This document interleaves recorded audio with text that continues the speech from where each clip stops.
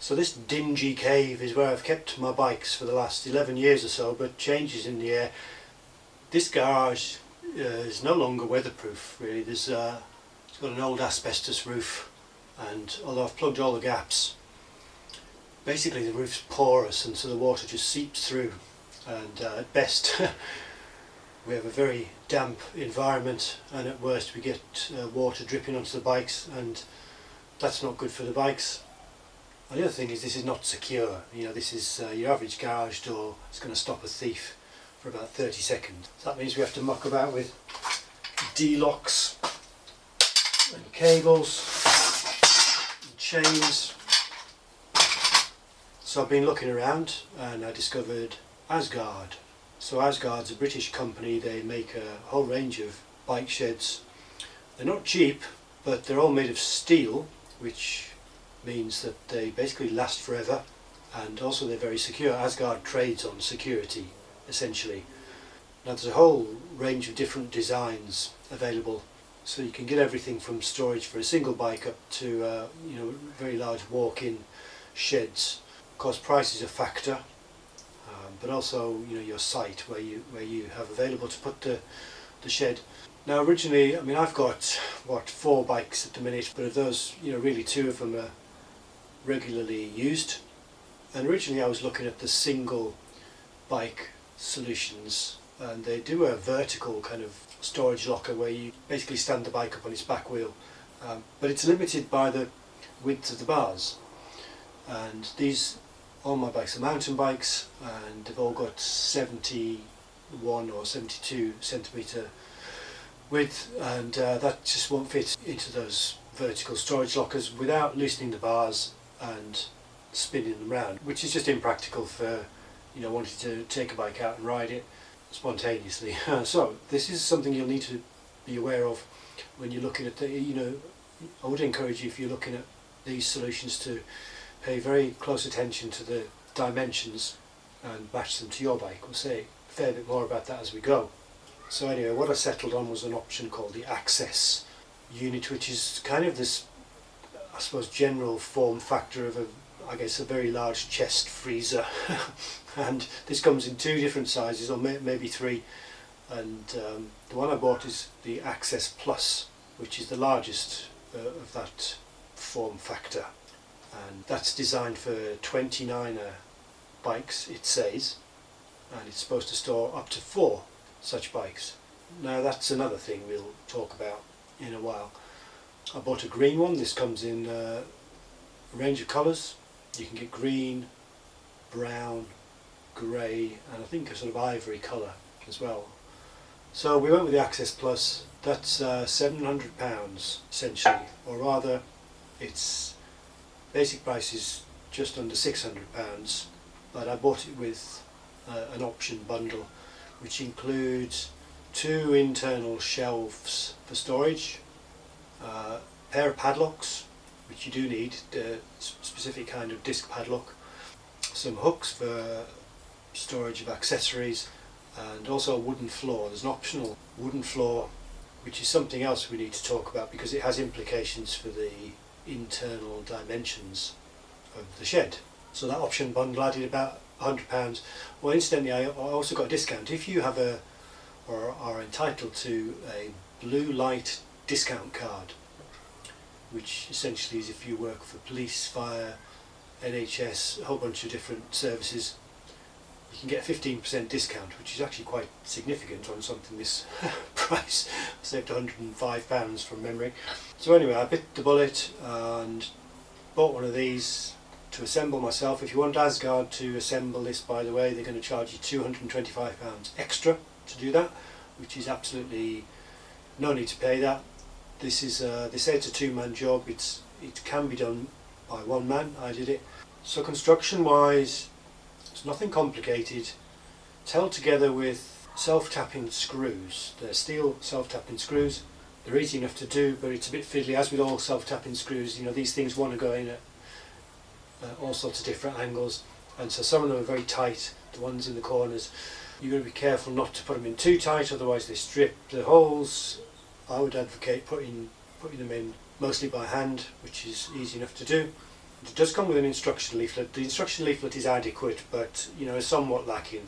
In fact, the very first job, it was hard to tell which way around the base goes. The base is not symmetrical, so you have to you have to scrutinise this thing very closely, try and count the screw holes, and then gradually figure out things like that.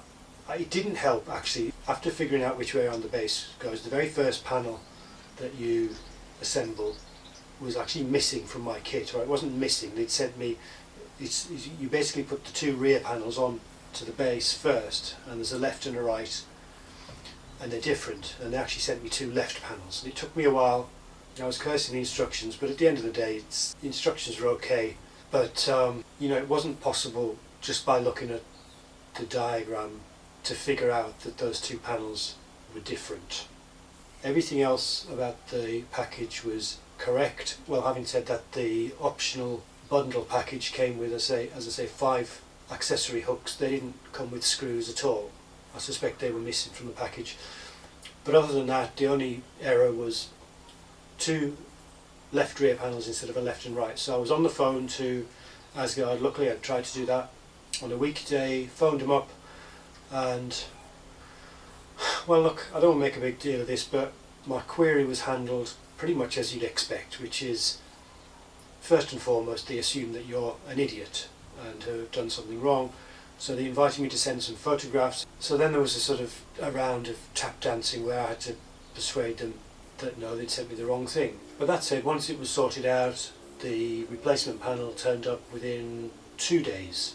Incidentally, one thing I forgot to mention was, if you want to buy one of these, the current lead times are ridiculous on these sheds. They're manufactured to order, and the current lead time, if you want to order one until estimated delivery, is 16 weeks. I waited 10 weeks for mine. They normally ship within 2 weeks, I believe, but in the present circumstances you've got to wait 16 weeks, which gives you plenty of time to prepare your site, shall we say. So what else to say about construction? Well, one thing they don't mention in the instructions, which I think is important, you need to make sure that the structure is square. Mine wasn't. When I got to putting the lid on, I discovered it wasn't completely square. I think this is because of the 2 back panels. There is a little bit of leeway left and right in how they can be positioned. What you probably should do is attach those loosely all the way around, then using some method such as a square, make sure that your corners are 90 degrees and everything will then go together a lot more simply. It's hard to adjust afterwards, particularly once you've got the bulk of the roof on. You need to be careful about selecting a site and preparing the site. They need as close to perfectly level base as you can manage, preferably concrete, paving. You do get a wide selection of some sort of plastic shims for levelling the base. Now you don't want to site this too close to trees or foliage, dense foliage, just because it can affect the humidity around the shed, and although it is well ventilated, it can cause condensation. So by and large, the quality of construction is absolutely great. It's very well engineered. Everything fits pretty near perfectly. It did come with a few dings in the, I was going to say paint. It is painted and powder coated, it's painted or powder coated. A couple of little bent flanges, but that's not unreasonable. So the final thing to say about construction is the floor, the optional floor. It's made of very dense chipboard, which is reinforced with cross members.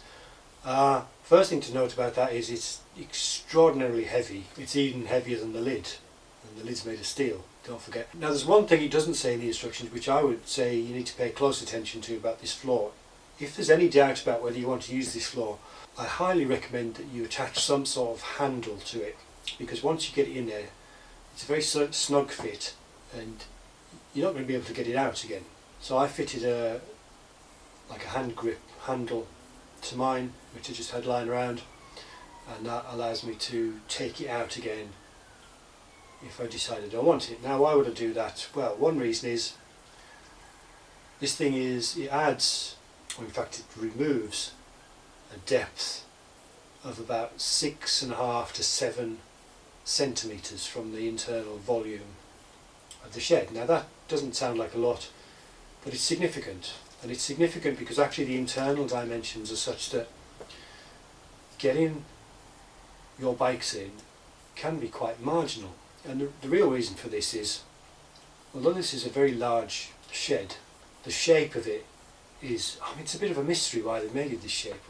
Aesthetically, it slopes down from the back to the front, so there's probably about a 20 or 30 centimetre difference in height from the front to back. And if you imagine storing your bike sideways and the handlebars being more or less level, you can see that there's potentially a problem there if your handlebars are very high, which on my bikes they are. I like to run a large riser stem or handlebars, and that means that my bars are higher substantially on most of my bikes than the front edge of the shed.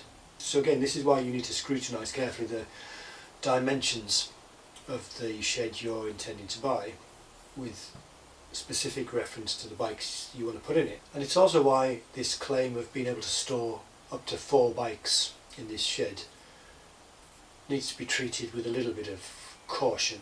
If you've got 4 adult sized mountain bikes, you're unlikely to be able to store them in there without loosening off the handlebars from at least 1, maybe 2 of them, and rotating them. Now I should say I have managed to get both of my main bikes in there just by storing them without the wheels in line, and of course you have to work out which one goes where, and in a repeatable fashion. And indeed I have managed to get 3 bikes in there, including my Trek 29er. There's no doubt you could get 4 bikes in there, but you would, as I say, have to loosen off the bars for one of them, and it's going to be a squeeze. So there you go, the Asgard Access Plus 29er bike shed. You can store 3 or 4 full-size mountain bikes in there. If you're careful, you can get them to fit in even with the optional floor fitted. It's more of a squeeze, but it is possible. It's very convenient at first sight, very secure, and I think probably going to be well worth the money.